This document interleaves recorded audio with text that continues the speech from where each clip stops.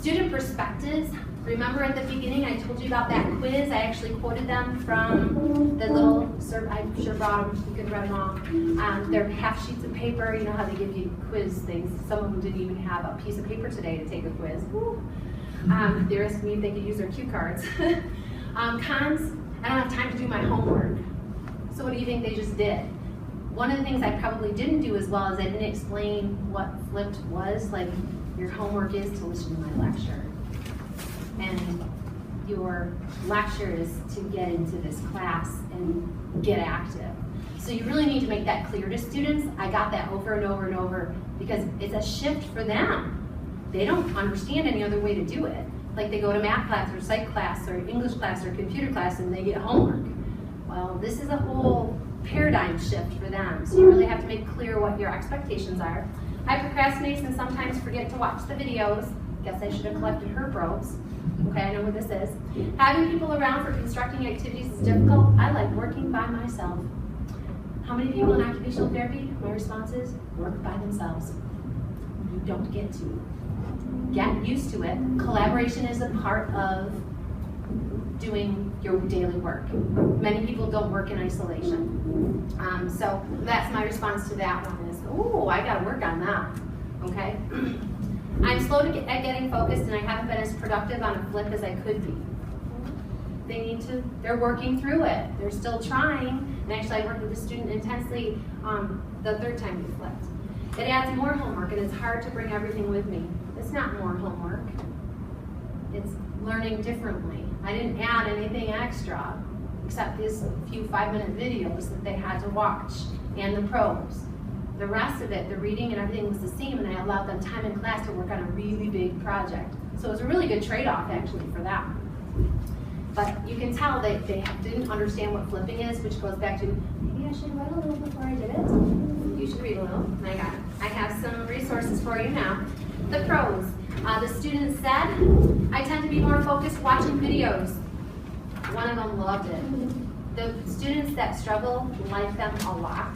That middle student to B or C student who struggles, who needs to hear things over and over and over again to learn or read things over, these are great tools for them. Hearing it just once doesn't do it. I tell students, tape it if you want. You know, you can do an audio, but actually watching me, and actually I did demonstrations. I mean, you could do a bunch of different things in those clips. The positive aspect for me was I was able to watch the videos over and over. Already went over that one. I like to have you in class as a resource to ask questions and be sure we are on the right track. I'm having a hard time grading, so I like the feedback and ideas. In other words, grading activities so they're easier or they're harder. So doing that variability. Students struggled with that, and I was right there to say, this is how you need to do it. How about this, how about this? They're going, oh, I'm so glad you were here. I'm like, write it down so you know what you're doing. One positive is that we get inspired by each other. It creates an environment of creativity. And no, this is a student. They wrote this. I did not write that. I'm like, yay, I was a little successful. So there are some pros and cons to flipping, but a lot of it I think is in the preparation. I think I would tell them a lot more about it and why I was doing it. But you know, hindsight's 20/20. I'll do it better again. I'm not going to stop doing it. Resources. Stan gave me 2 wonderful resources for you that you have on your handouts to use, and they're very good.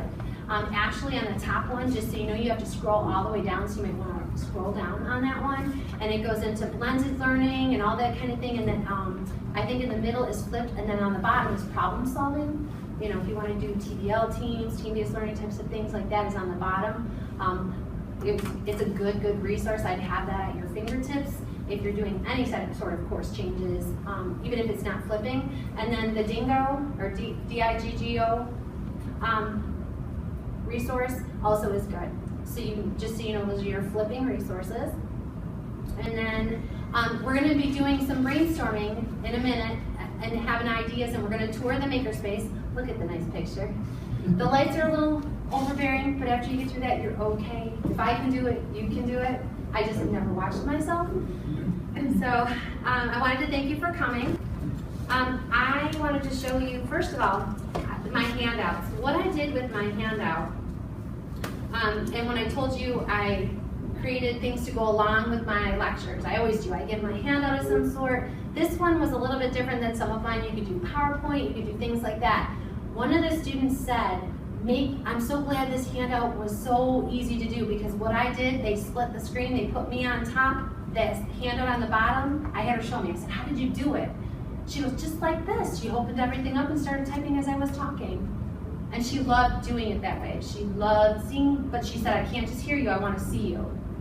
That was an interesting thing, just so you know, they want to see you. They want that input from you. So, being a talking head is helpful in the videos.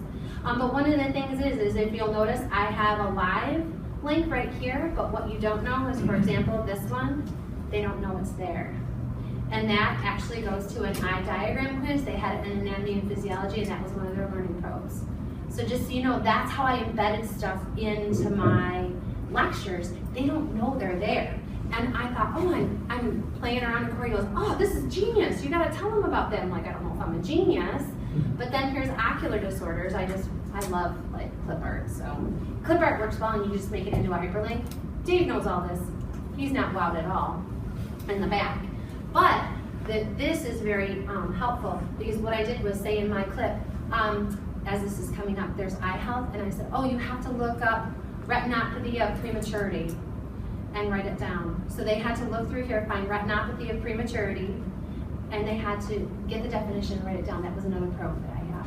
So I pulled all the stops on some of these handouts. I just popped stuff in there.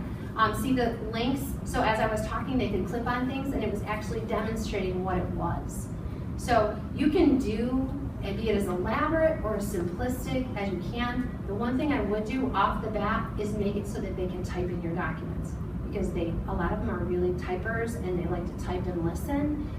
So make sure it's really accessible. PDF would not be good, for example. So you want to make those handouts user-friendly for them. A lot of people say, oh, I want to make sure they're not doing anything with it. Here's another one. But they didn't know that. They thought they were just little decorations.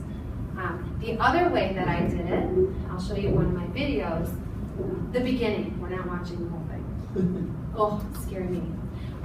But what I did was tell them about the probes as it was in there. And the first one that I did, like poor Corey, the first one that I did, what happened was I just put them in there. I wrote them right before I went in. I'm like, there's got to be a way to do this. So I told them what they were as I went through.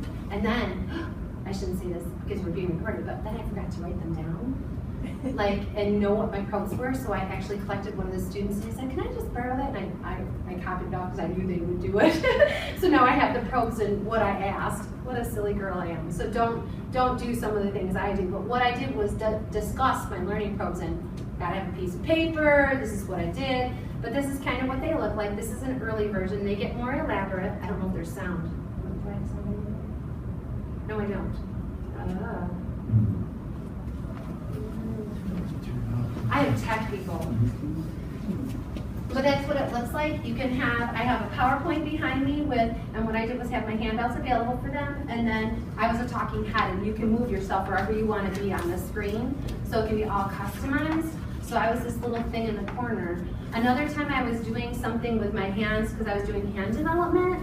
And actually, Dave, you could have your the camera on your hands if you're doing something, so they know what keystrokes to have for computer science, and it comes out, just so you know, because I did grasping patterns and things like that under the Elmo. You can have a keyboard under there. You could do all sorts of things. Before we get started, I just wanted you to know that part of the process of doing the video clips is answering certain questions as you go along. Embedded in some of the video clips are learning probes. You need to have out a separate sheet of paper for the probe and write down your answers. Are you Those reading? will be checked in class just to make You're sure supposed to look that at a you have poop. actually done the work that you were supposed That was to poop do 1, with poop these 2, clips. poop 3. Okay, so let's get started. No, that's let's talk just about me. families. They are critical, and they're probably one of the hardest things that you're going to deal with as a clinician working with children. So you get the gist, because I don't watch myself. But you understand how it works, where you can see, I lost my words, but nope, I wasn't reading. They have you look at a certain spot, and I probably was looking at the wrong spot. That's the other thing is I don't like staring at, knowing it's staring at me, so I had trouble. Poor Corey, she was trying. But they really, the TEI team were really good at helping you figure out the clips, how to do the clips, how long the clips should be, things like that. And like this one, I forgot to look, Steve, to see about mine. And you can also track how many times they've watched them, which I have not done. 64 views. 64 views. I have 29 students. So just, you know, some of them watched it multiple times just for that one. So, oh, you saw that. Well done, Stan, because I knew I forgot to do something. But just, you know, I No, have... if you go open your link. Yeah. Oh, dear. Well, you guys can get into my course. No, right there. That's what it says. Oh, This right lecture there. today is going to be talking about working with families and how they're But a see, critical it's pretty link in simple, the isn't therapeutic it? process. And then if you look as I go on... Units that aren't a traditional family unit. For example, Where is your families help them PowerPoint? interact with the It's world right, and it's whether up they're on the healthy computer or and it not. gets both. As a clinician, you're going to be So you can see it as you're talking. those Yep. attachments with Yeah, we can go those over, children. and that's what we wanted to do today, is to show you that makerspace, because I mean, then it's not so scary, and it's so much more user-friendly, and they close the door and let you figure it out, and once you know what button to push, like, oh, I gotta delete that one, that one's really bad. Or if you stumble, you're supposed to clap really loud and go, ah, or be silent for a moment, and it leaves a big space, and they know they have to edit.